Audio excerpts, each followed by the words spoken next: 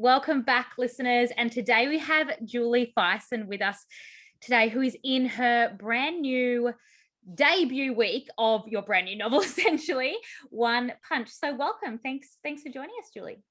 Thank you so much, Olivia. I'm very excited to be here. Thank you. So now this is your debut adult novel, and there's so much I want to dive into about there's so many great concepts of this book that are very relevant to so many Australian readers that I want to dive into. But first of all, I'm going to ask you, what first made you want to become a writer, or when did you first realize that you were a writer? Wow, I think that's a tough one, because as a girl, I was always writing. So I was always in charge of the Christmas play. So I would, get the cousins together and organize a play and, basically torture the adults with something I'd written at the age of 7 or something. My brother and cousins traipsing around in various costumes, rather unwillingly, I might add. But I, wrote poems and various stories, etc. And then I actually became a journalist. So I had a brief phase where I decided that I wanted to be a vet scientist or maybe a zoologist and travel in Africa and do important work with animals. But then I got to grade 9 biology and had to dissect a toad and realized that was not for me. So luckily I had a couple of girlfriends who were excellent at doing that, and I just did the writing up the notes. So I realized probably journalism was going to be a better career path. So I worked in journalism for a long time, and then I'd actually been living in Hong Kong and the UK, and I got back to Australia and the kids were 3 and 6, and I was kind of casting around for what I might do next, because I didn't really have the contacts for journalism in Australia. So I was kind of starting from scratch, and I thought, okay, I just did a bit of freelance writing, etc. And then we were on holidays on the Noosa River, and the kids just got up to so many great adventures, and they were exactly the sort of things that I did as a kid, sort of exploring the mangroves and making bases, and they, even had their own rock band. So yeah, I could really relate to everything they were doing. And I thought, I've got to write about this. I need to write a kid's story that, sort of takes this to the next level and involves dangerous animals that they're trying to rescue as well. So I had a lot of fun writing that. It was really great fun. And the kids loved it and really encouraged me, I think, because at the time they were reading Captain Underpants and nothing else. So I was really excited about getting them to move past that. And, I just kept pushing it, and eventually found a publisher and, wrote 11 kids' books after that. And then here I am now writing for adults, which is also so exciting. And, I've kind of settled into my new genre right now. That's amazing. So, okay, firstly, I've got so many questions from that. So you embark on this awesome journey of writing kids novels. How was your process of putting that idea together and then finding a publisher? How did you go with that? Right. So I just started off I thought, well, my background is in writing. I've been a journalist for 10 years. How hard can it be to write a kid's story? Well, apparently it's a little harder than it looks, but there were chapter books. So I was just really inspired by what the kids were up to and writing things that I knew would relate to boys, really. And, I think there was just not quite enough boys' stories around at the time. I thought, okay, there's a gap in the market for wildlife and for boys and for adventure. And I really thought I was onto something there. And so I started pitching the story, sending off submissions. And I found that the feedback was generally, great idea, love the concept. Writing is not quite there. So I had to go back and sort of think, okay, because I'd been working in television news all of my career, then the words just support the pictures. Whereas obviously with a chapter book, you don't have the pictures to support you. So it just requires a bit more development of the, of building the scene on the page rather than, just relying on pictures, etc. But the way I got a publisher was I'd sent in a few submissions, got a few rejections, but my sons were still taking my unpublished manuscript to school for I love that for book review days.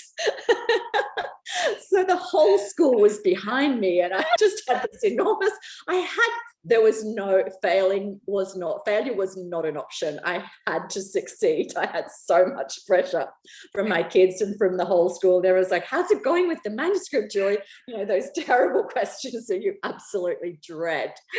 And I actually went to a book launch at Avid Reader in Brisbane, and I'd done the research and checked out the author and checked out the publisher and thought, okay, that would actually be a really great fit for me. So I chatted to the author before the event and got his side of how he pitched to the publisher, and then worked out who the publisher was and just basically buttonholed him at the end of the event and said, I've got this great series that you're going to love. Let me send it to you, because there's not kind of a, would you like to read it? It's just like, I'm sending it to you, stand by. And he loved it. So like a couple of weeks later, I had a contract for 2 books and then another 4 books. So I had 6 books in the series. But he tells the story that he was at the event talking to the author, and this woman barged him out of the way to get to the author. So I almost sabotaged myself with my enthusiasm to talk to people and not actually realizing who was who. But anyway, he was, he's a great guy, Paul Collins, Ford Street Publishing. And they were really great to work with, I think, as a start for my kids' books, because they worked really quickly and very responsive, and I was able to have a say in the front covers, etc. So really great start to writing, and then I went on to write some more stories, more for girls. But it was a really exciting start. That's excellent. Yeah, and power to you, because I think sometimes even as he tells that story that you barged by, sometimes you have to have that enthusiasm and to really get yourself seen, in the industry. So it's obviously worked out, and you have so many incredible stories. So how has it been, and how was the process of going from children's writing to now your first adult novel? Is this the first adult novel you've written, One Punch? Yeah, I wrote a couple of short stories.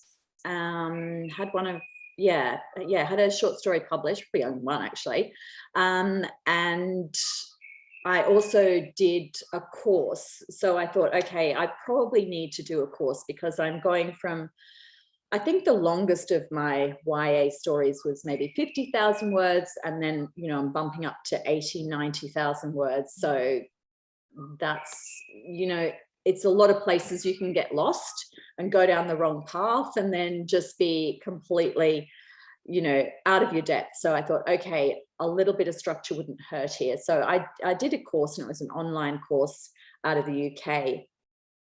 And I did that at the start of COVID, so basically 2020, and I pitched them an idea. And I'd had the idea for One Punch in my head for a couple of years. That had been mulling over. And I think because my kids had left school by then, I'd really lost the kids' voices and the teen voices around me. So I was really keen to move on. I think I'd, done what I wanted to do with kids' fiction. So I was keen to write for adults. I was keen to write for women like me and my friends, my book club and that kind of thing. So this story had bounced around in my head, and I had originally seen it in my mind as a TV series. And so I did a little screenwriting course and thought, okay, that's going to be hard. That's going to be hard to actually find a home for it, whereas I know how to write and I know how that process works. So I eventually decided, okay, I would start with the novel and see how I went from there. And as it worked out, I absolutely loved writing it. I realized it was so rewarding writing an adult novel, because I was telling all of the stories from my parenting days and stealing all my friends' stories, and I can't even ask them if I can borrow their stories, because I can't remember who I've just like pulled all these stories in. It's like, someone told me that once, I have no idea who to ask to.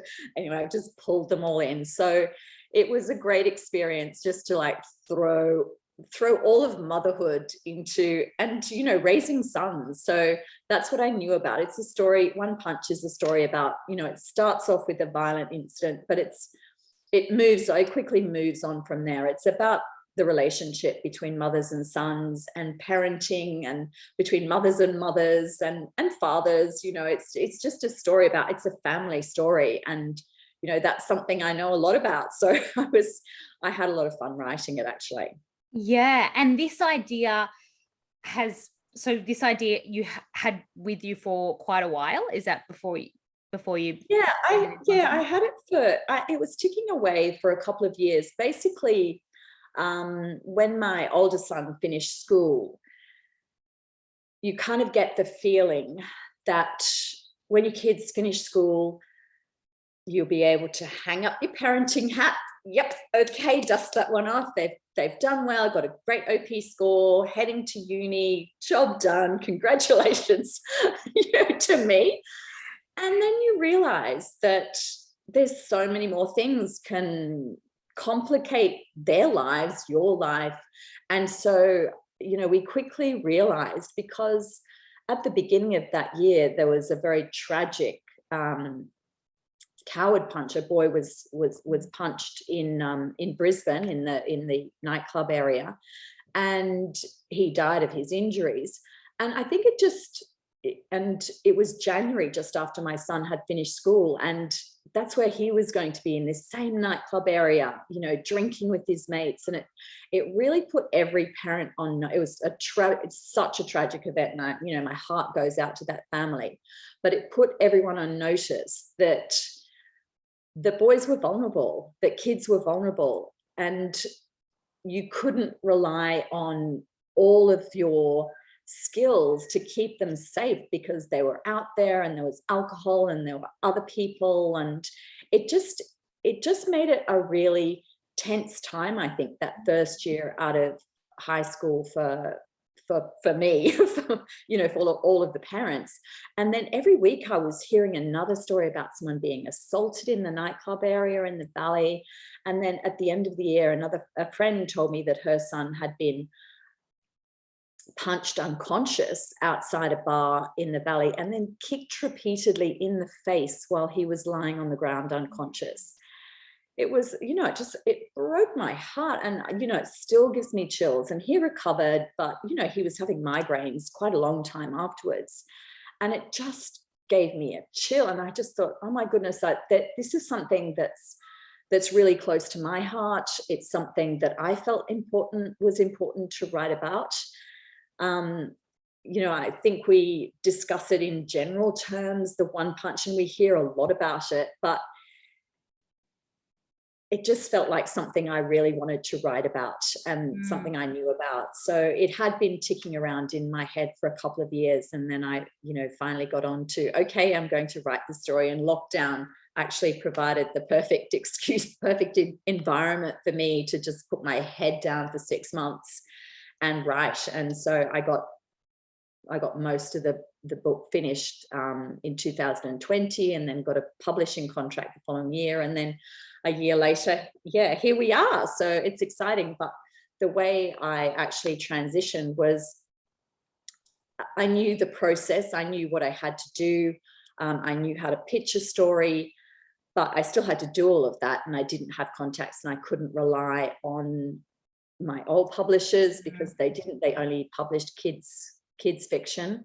So I actually went through a conference called the CYA conference, and it's a great conference, you know, if you're ever looking to do workshops, etc. But they also do offer pitch sessions, so you can, or they call them manuscript assessments. So you can pitch your story, the first 3 chapters, to publishers who are interested, who are looking for new work. So I did that, and I published. I pitched to a firm. I pitched to four publishers, and the firm was one of them, and they got back to me really quickly. And once again, I was like, I will send you my manuscript, you know, sort of no choice. Would you like it? It's like, I'm sending it to you. You'll love it. And, you know, I feel like you've got to be your own biggest advocate, because who else will be? So Absolutely. I sent Yeah, it off. I love that story. 100%. You do have to be your own advocate. It also sounds like you're very inspired by the life around you too. Is that kind of where you get your inspiration of those things that genuinely make you feel so much emotion, you're able to pour into a story, which I think is one of the most beautiful ways to be able to take something like that, that people, it's a very serious real life concept that a lot of people can't put into words. And then when you have a gift of being able to write and to bring that into the story that you have with One Punch, I think, like, it's sad that a lot of people have experienced these issues, but it's going to help a lot of parents and mothers out there. And it's a beautiful Australian book that I'm so excited for everyone to get their hands on. So thank you for doing that. Yes. Yeah, well, I think, having the journalistic background, real life is definitely something that interests me. The news is something that interests me.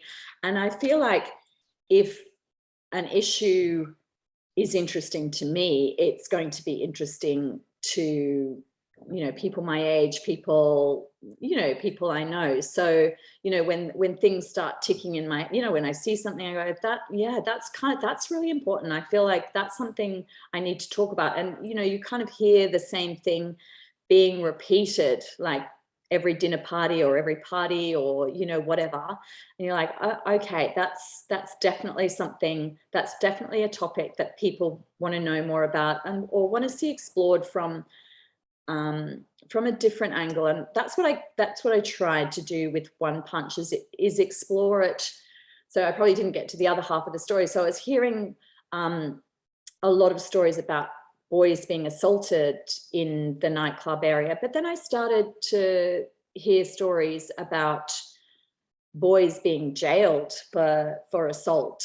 So, and I think my immediate reaction was, well, they, what hideous kids they must be. Their parents must, have shown them no guidance, or, who are these kids? And then I started to realize that they were actually, they were probably kids just like my own, but they had made catastrophic errors of judgment. They'd reacted when they should have backed away. And as a result, they were jailed. And these aren't assaults resulting in brain injuries. These are, just assaults, which any assault is terrible.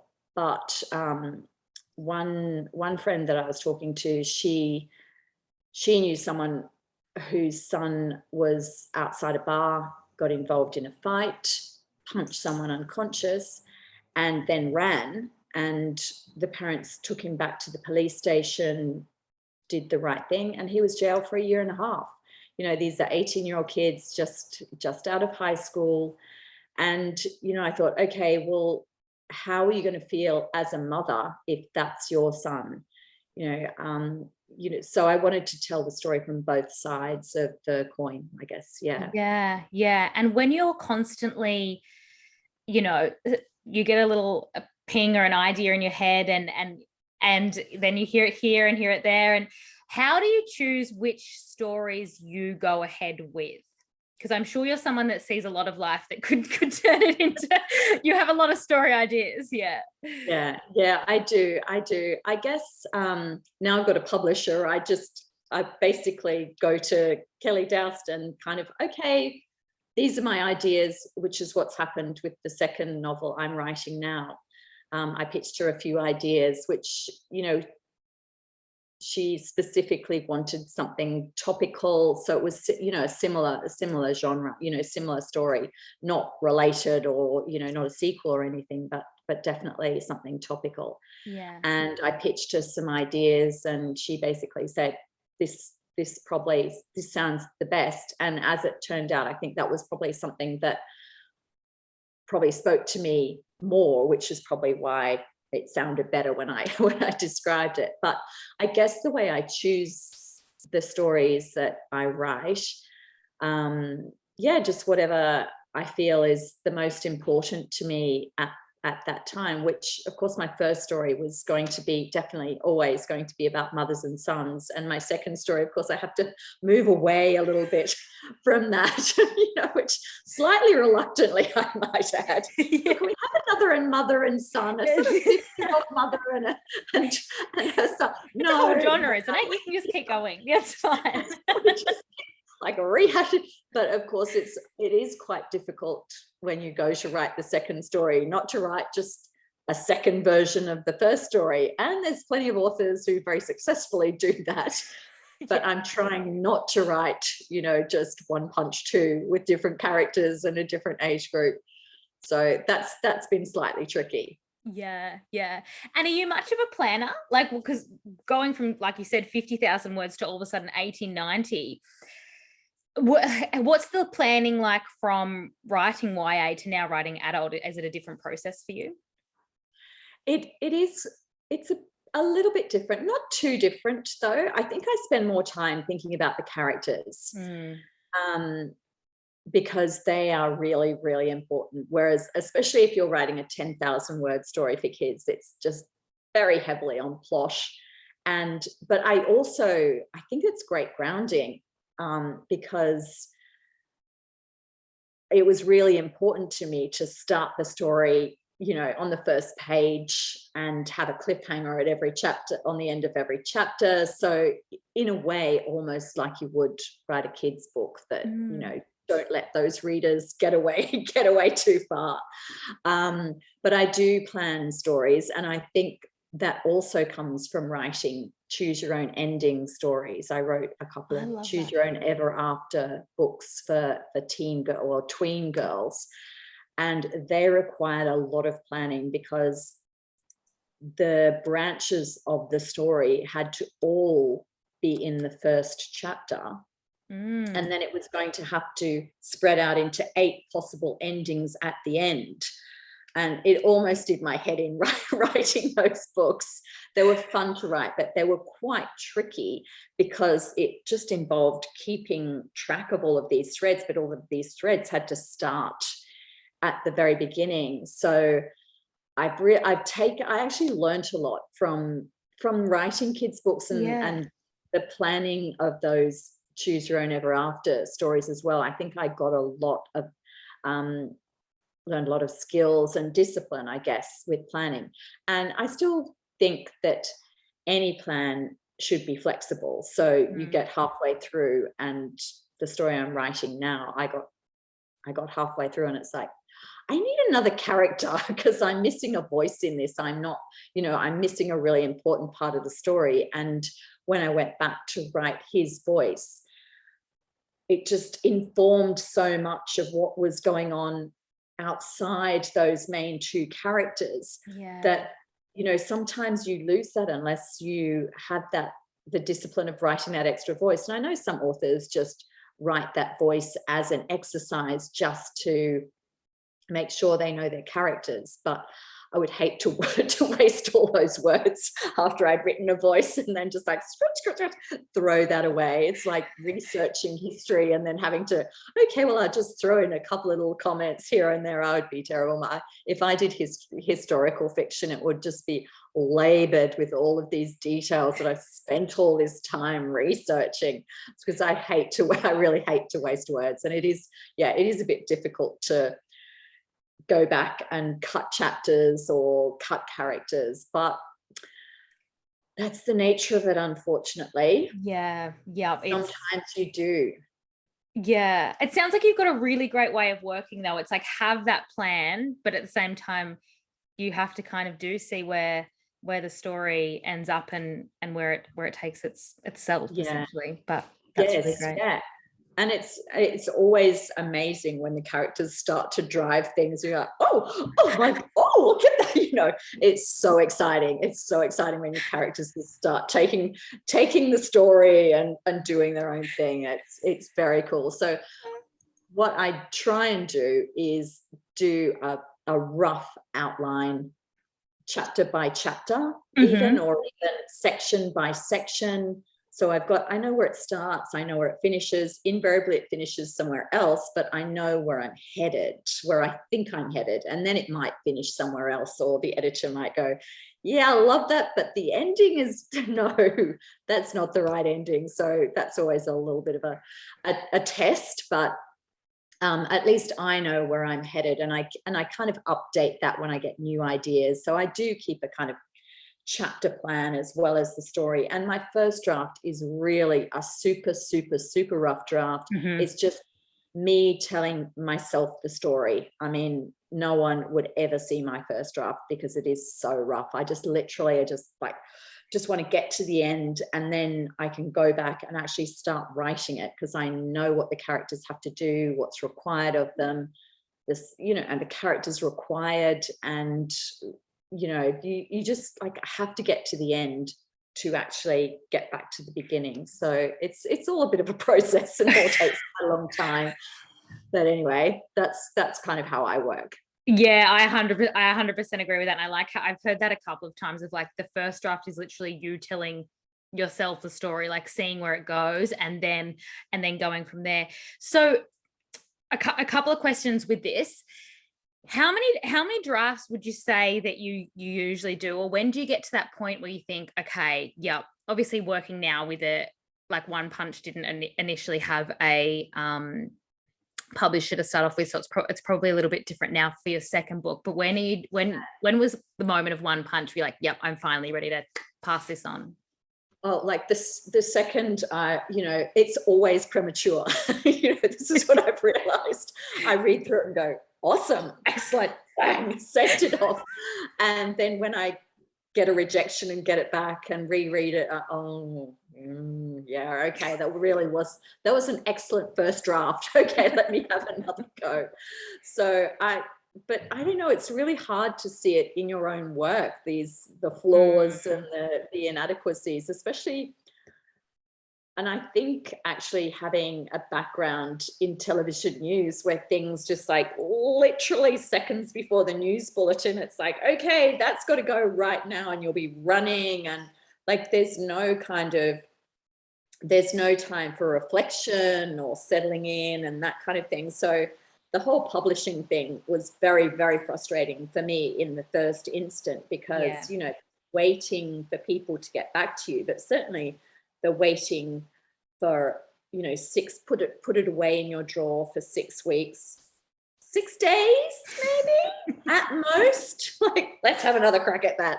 So, but I do appreciate that, like a couple of months on, I can now go back to a story and I won't even remember writing it. I think also because, I've drafted One Punch. I drafted many, many, many times. I can't even remember how many times, because, if I got a rejection or any feedback, I'd go back through, not necessarily changing the right things, of course, but I'd have another, it'd be another draft, another go. And also I had a crack with a couple of agents in the UK, and their feedback was quite different from the feedback that I ended up getting from a firm. So the feedback was, the second half is too rushed. It really feels like it needs to slow down. So I slowed it right down. And then when I got a publishing contract, it's like, the second half is too slow. It needs to be a lot faster there. So I think, the other thing I realize is trust your own instincts, because my instinct was to speed it up. And maybe that's an Australian thing versus a UK style, because I think, our storytelling is probably a lot, there's a lot more pace, maybe a little less descriptive, that kind of thing. Yeah. So it was probably a style thing. And, my style probably worked a lot better for an Australian audience, I guess. I hope. Yeah. I love everything you just said there too, especially from like how you said coming from television TV, television news, where everything is go, go, go, go, go. And then to come into an industry where things take years and things take a very long time, and you're constantly going over. I can't even imagine how many times you've had to read One Punch, and now you're in launch week and you're like, I've read this book a million times. Yes, I know. I reckon I could, if every copy was lost, I could probably write it word for word. It's all like drilled into my head. It isn't. My fingers would know how to write it without me using my brain. But what advice would you give someone for when it comes to feedback and what feedback to take on, and then like how you said to trust your instincts, and also the patience in the industry and when it comes to writing as well? I know that's two things that I personally struggle with. Yes. In terms of patience, I'd say it is definitely worth setting your manuscript aside, because you often only get one shot at a publisher or an agent. And if you've really sent in a first draft instead of a polished draft, then it's a bit of a shame. And I've done, I can't tell you how many times I've done that. But making sure it's polished in the right way, well, that's of course a tricky thing. And taking feedback, I find taking feedback from editors who have, who are there to actually improve your manuscript, that's certainly one thing. And it is always a little stressful when you read through the comments, like, oh my goodness, I've got so much I've got to do on this. And it's always such a, I love this story, but, and you're always looking for the but. But it's always worth reading it, going away, coming back, because it's never quite, because the kind of negatives always hit you so hard. And then you're like, what would they know? They have no idea. And then when you go back, you go, oh yeah, okay, that's absolutely fair enough. On the other hand, and it's very rare that I would say an editor has said something that I completely disagree. I mean, I have pushed back, on minor things or whatever, but generally I wouldn't say that an editor always knows how to fix something, but if there's they can spot a problem. Yeah. And it's often things that you kind of thought, no one will notice that I've just slipped that in and haven't really explained it, or that doesn't have an ending, or, it's like, I don't think anyone will notice that.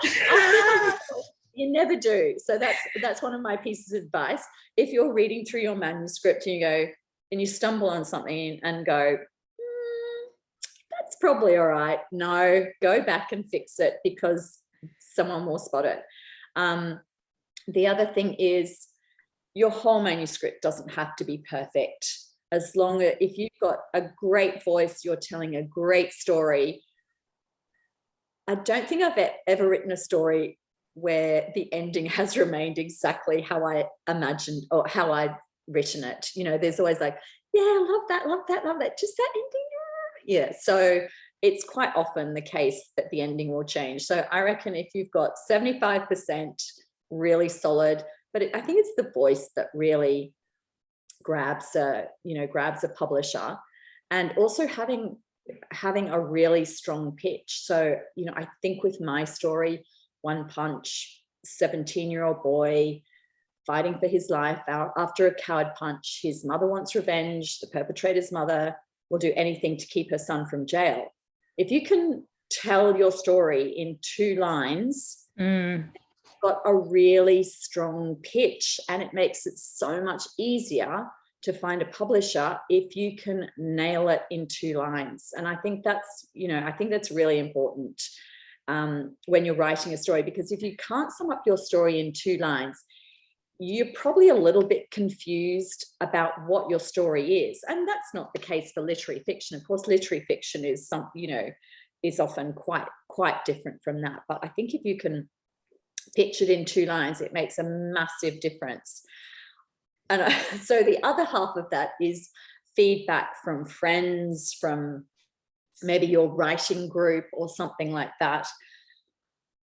I would I've got a great writing group from the course I did, but I quickly worked out whose feedback I valued and who was not my audience, Yeah. and didn't get my story. And I think but I could also see people rejecting feedback because, oh, well, you don't really understand the story. And that's a shame, because if everyone's saying this one thing and you're just rejecting it because, well, no one knows my story, I think that's a shame.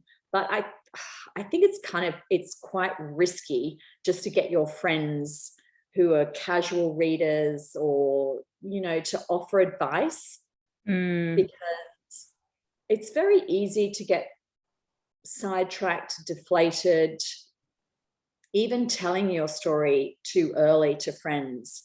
And you just, someone will give you that expression like, oh, and that might be enough to kill your story.